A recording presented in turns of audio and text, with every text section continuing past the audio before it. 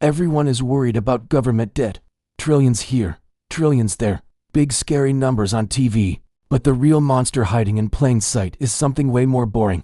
Corporate debt. Not sexy, not viral. And that's exactly why it's dangerous. Nobody pays attention to boring until it blows up. Let's be honest. The average person thinks the economy runs on hard work, savings, productivity, and innovation. Cute. In reality, it runs on cheap debt. Imagine your friend who buys an iPhone on Emmy, then sneakers on credit, then pays off the old loan with a new loan.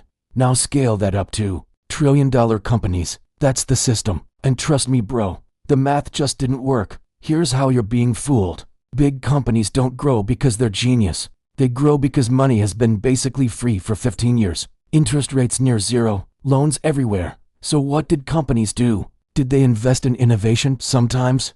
But mostly, they borrowed money to buy back their own stock. They took loans to make their stock price look better. That's like taking a loan to flex on Instagram. Looks great until the bill shows up. Now we get to the boring but vital part. The part nobody talks about. Interest coverage ratio. It sounds like something only accountants care about.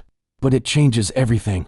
It simply means, can a company even afford the interest on its debt? Not the full loan, just the interest. And here's the problem. A shocking number of companies can barely cover even that. They're called zombie companies, not dead but not alive either. Just existing and feeding on cheap debt. And when interest rates go up, they don't survive. They collapse. Now connect the dots. For years, rates were low, so zombies survived. Investors were happy. Stocks kept going up. And everyone looked like a genius. But now rates are rising. Suddenly that cheap debt isn't cheap anymore. And companies are getting squeezed hard. Imagine your Emmy doubling overnight. That's what's happening at a corporate level. History already warned us. 2008. Everyone remembers. Housing, subprime mortgages, Lehman Brothers. But the real issue was too much debt. Bad debt hidden behind fancy words. Back then it was mortgages. Today it's corporate balance sheets. Different costume. Same movie. And once again everyone's pretending it's fine. Here's where it hits you. When companies struggle, they cut costs. First thing to go is jobs. Second is growth. Third is your investments. Stock markets don't crash because of panic. They crash because the earnings were never real. Just debt-fueled illusions. And when the illusion breaks, so does your portfolio. And here's the brutal part. Governments can print money. Companies can't. So when this debt cycle turns, there's no bailout for everyone. Some companies disappear. Some industries shrink.